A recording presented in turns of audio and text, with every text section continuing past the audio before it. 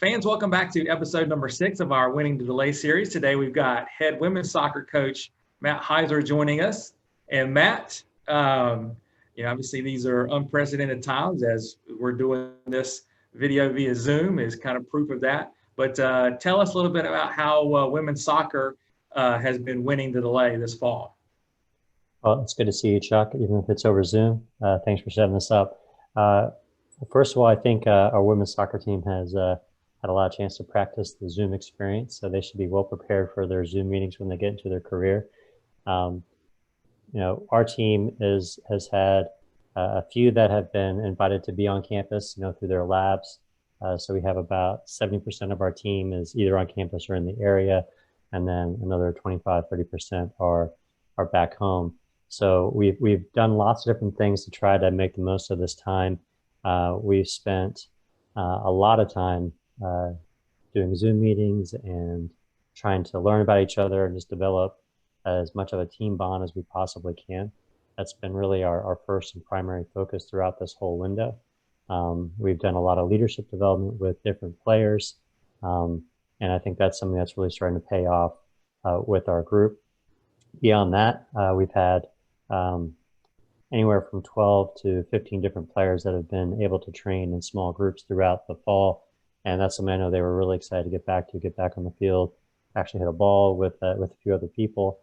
So that was a lot of fun. We got to go slow and work through some technique ideas and go over some big picture tactical ideas without the pressure of games. So that was something they really enjoyed. And then our student athletes that have been remote, they really have done an outstanding job staying on their strength training and their running. We have a few players that we're trying to recover from playing 3 sports a year for the last number of years, and their body just kind of was breaking down. So for them, it was a great chance for them to really heal up and get strong. And we've seen a lot of good results from that as well. So the whole group has really showed great dedication to the team in terms of developing themselves physically and maturing in terms of taking ownership of the things that are important to them. And then lastly, really building their team bond. And you had a good deal of returning players this year, as well as a good mix of incoming players. What have you learned about this group that maybe you didn't know through all this pandemic that we're going through? This interview may take a while, to be honest, but no, you're correct. We have got a lot of returning players who have seen a lot of minutes.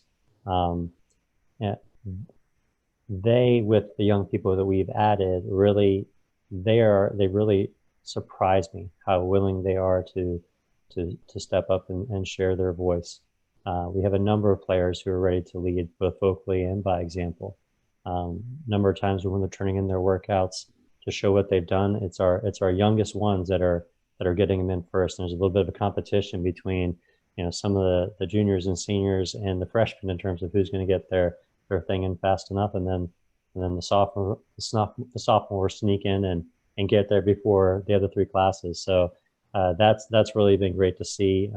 We give them opportunities to lead some of our meetings, and they run it like they're CEOs, and they've been doing it for years. So the readiness to lead, I think, was really surprising to see, not just with our upperclassmen, but our freshmen as well.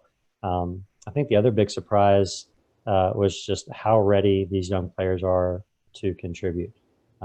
They bring a great deal of experience from their athletic backgrounds, and they seem so at ease with the rest of the group. I really think that they're going to have an incredibly smooth transition, and they have been raising our level of play of those who've been in training pretty much from day one, and they just seemed excited to be there. Their training habits are excellent. So it's really been impressive to watch how ready they are to go this spring. And what have you learned about yourself during this time? Obviously, new experience for all of us. Well, I've definitely gained some social media savvy that I did not have before. Helping out with other departments, that gave me a chance to do some social media and more importantly, really get creative about how to connect with the team. I definitely feel I'm ready to train other people on Zoom. and we've been doing a lot of meetings since March. So, beyond that, I think the things that I've learned most is just how important it is to slow down. That's really been a great thing that's come out of this window, although I haven't been able to connect with all family because my family's spread out. But I've had a lot of time here with my wife and daughter, and those are hours and weeks and months that we would not have had otherwise. We have such busy schedules. So that's been a real blessing that's come out of this experience. It's just the importance of slowing down. That's something I want to make sure I take forward with me as well.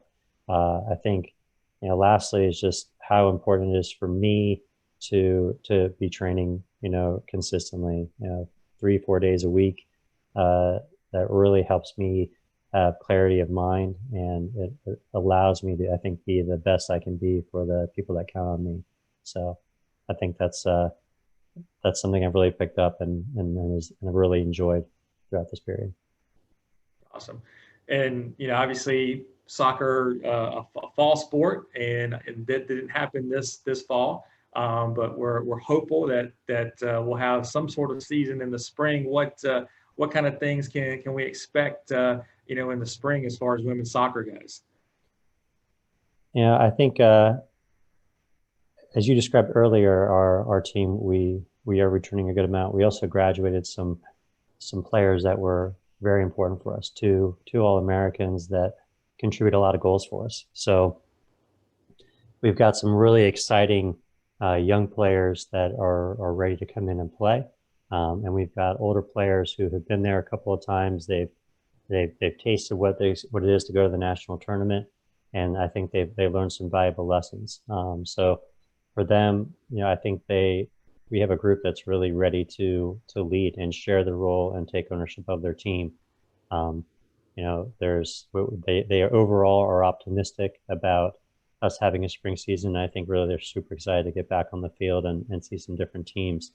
I expect our season to be different. I don't know if we'll be seeing it as the number of teams that we would have seen in the past, but I think we'll have a very exciting young team that is really to raise the level and build upon what the teams of previous years built for them. Right. Well, I know we're excited and can't wait to see what the spring holds for women's soccer, as well as all of our teams here at Johnson & Wales. So, well, great. Well, Matt, thanks for joining us today, and I hope that kind of gets everyone caught up with what's been going on with women's soccer. And we look forward to seeing you all again next week with another episode. Thank you, Chuck. I really appreciate it.